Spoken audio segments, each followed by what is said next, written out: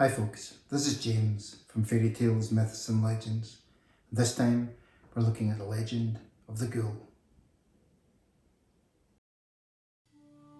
The Ghoul, a creature whose unnerving legend has slithered its way out of the scorching sands of Arabian mythology and into the shadowy corners of our collective imagination. Picture, if you will, a being not quite of this world, yet disturbingly tethered to it. A shapeshifter, a cannibal, a nightmare in human form. The Ghoul is a monstrous creation, said to have emerged from the same primordial cauldron as the jinn, those mischievous spirits whispered to be born of Iblis, Islam's own Satan. In the ancient lore of Arabia, the Ghoul is a solitary predator, a denizen of desolation. It haunts the uninhabited expanses, those vast barren deserts and eerie burial grounds where few dare to tread. A creature of cunning and deceit is the ability to appear as a beguiling woman, luring hapless travellers into its clutches. Once ensnared, they meet a grisly end, for the Ghoul's appetite is as ravenous as the desert sun is relentless. Killing such a creature, however, is no small feat. Legend insists that only a single well-placed blow will do the trick. Strike twice, and the Ghoul will simply rise again, hungrier than before. Some of the earliest accounts of these eerie beings are offered by the pre-Islamic poet Tabit ibn Jabbar. He gained notoriety under the ominous epithet Ta Abata Sharan, meaning he who has put evil in his armpit. A brigand and a bard, he spun tales of his encounters with ghouls in the desert, describing these unholy creatures in lurid detail. One particularly chilling account tells of a ghoul with eyes gleaming like a feral cat's, a split tongue flickering from a deformed face, and legs twisted like those of an aborted fetus, its grotesque form draped in tattered rags. In another of his grim verses, he awakens to find his neighbour is none other than a ghoul. Attempting to couple with her, he recoils upon seeing her hideous visage, and in a moment of primal horror realises that he himself bears a likeness to the Ghoul, perhaps even more monstrous.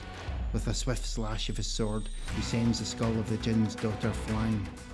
Interestingly, these macabre encounters are rendered in a style reminiscent of the romantic poetry of the time, though instead of secret trysts and moonlight oasis, the lovers' meetings are with death itself in the form of a ghoul. Suzanne Pinkney-Stetkevich notes in her 1984 paper that this poem gives the creature a role more akin to Lilith or even the Sphinx. In Greek myth, the latter similarly devours her unfortunate victims. The Ghoul, as portrayed in these tales, becomes almost a metaphor for the desert, an embodiment of its mercilessness, its shifting deceptive nature.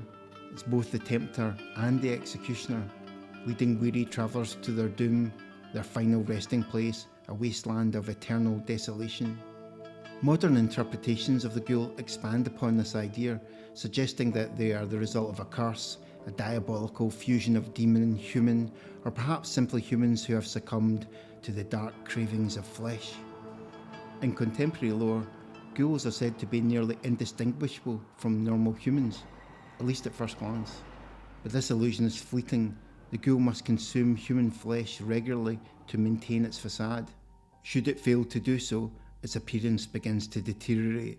Skin turns deathly pale, veins bulging grotesquely, and nails transforming into claws.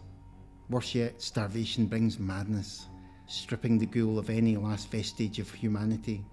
Ghoul offspring, it is believed, are reared on a diet of human flesh, though the full effects of this gruesome nourishment only reveal themselves when they become adults. Reproduction amongst ghouls is another tale steeped in horror. They mate much like humans, though some legends suggest that they sometimes breed with humans to avoid the pitfalls of inbreeding. Darker still is the belief that for a human ghoul child to be conceived, the human must first endure the harrowing ordeal of being buried alive or confined to a crypt for a full day. The ghoul mothers allegedly devour the human women who bear their children, while human fathers of ghoul offspring may live, but their days are drastically shortened. Physically, ghouls are said to be stronger than humans. Some stories grant them the power to transform into animals such as jackals or hyenas, creatures often associated with death and decay. Even more disturbing is the claim that ghouls can assume the form of anyone whose flesh they've consumed. A chilling thought indeed. The ghoul has found a place in modern horror stories as well, perhaps most notably in the works of HP Lovecraft.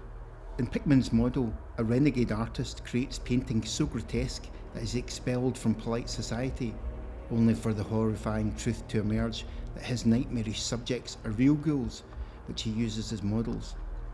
Another Lovecraftian tale, The Outsider, presents a more sympathetic portrayal of a ghoul, as the narrator trapped in isolation discovers his own ghastly reflection, realising with despair that he is not human, but one of these wretched creatures. The ghoul has also found its way onto the small screen in the shape of the Fallout television series, the character known as the ghoul becoming something of a fan favourite. Once human, his affliction, brought about by prolonged radiation exposure, has irreversibly altered his body, leaving him teetering on the edge of monstrosity.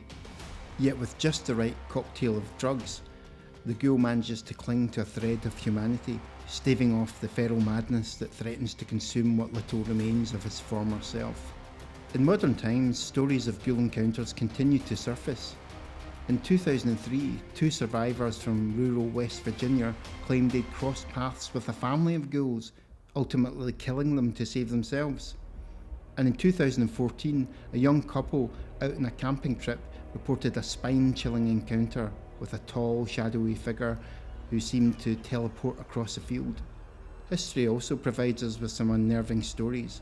Take, for example, the case of Sergeant Francois Bertrand, a Parisian soldier sentenced to death in 1849 for the ghastly crime of exhuming and consuming corpses. Some labelled him a vampire, but his actions bear a striking resemblance to those attributed to ghouls.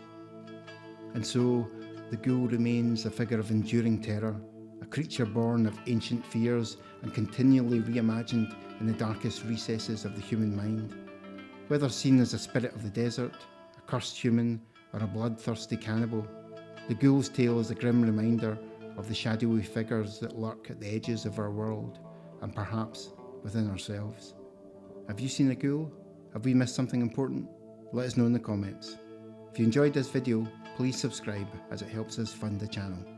This has been James from Fairy Tales, Myths and Legends. We hope to see you again soon.